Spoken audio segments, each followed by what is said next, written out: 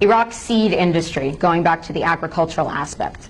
Before 2003, they had a well-functioning, centrally controlled seed industry that had developed over the years a rich seed variety for almost every variation of wheat in the world today.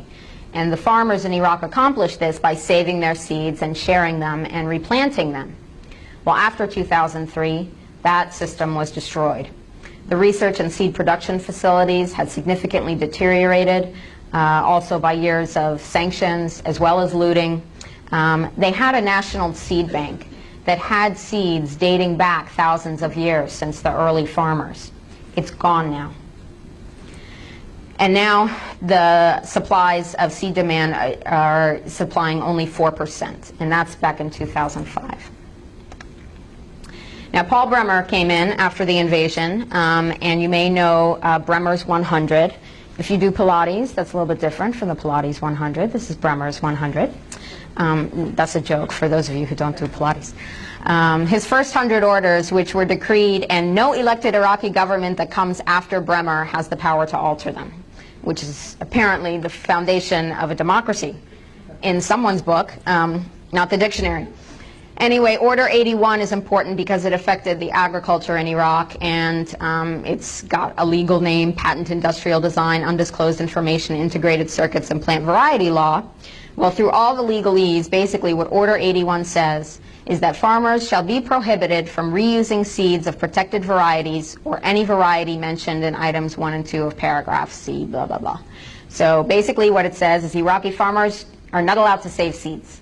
They are not allowed to share seeds, no sharing, and they are not allowed to replant harvested seeds.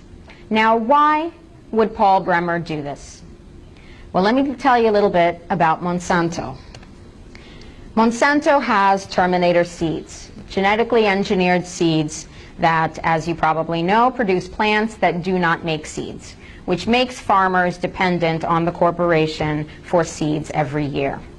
Now, Monsanto and Dow Chemical and the Cargill Corporation, they all have an interest here because they're all manufacturing either the seeds or the chemicals to treat those plants with. And they need a place, a laboratory, if you will, to try out their new toys.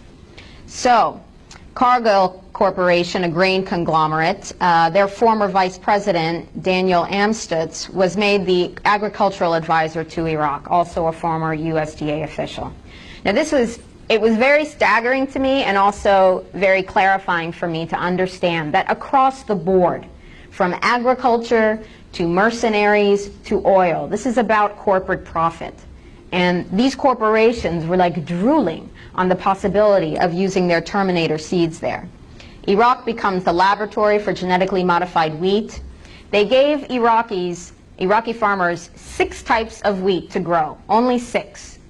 3 of them are for wheat for pasta. Iraqis don't eat pasta. So a population that is starving to death is given seeds to make half of their production for exports. And who's going to make money off of that? Not Iraqis. They are the guinea pigs in this experiment. And despite the food insecurity that is at heightened, desperate levels today, the food rationing system that started back in 1990 is due to be terminated next month. That's thanks to the influence of the World Bank and the IMF. This means starvation, which pushes people to be more dependent on any crumbs that the corporations hand to them.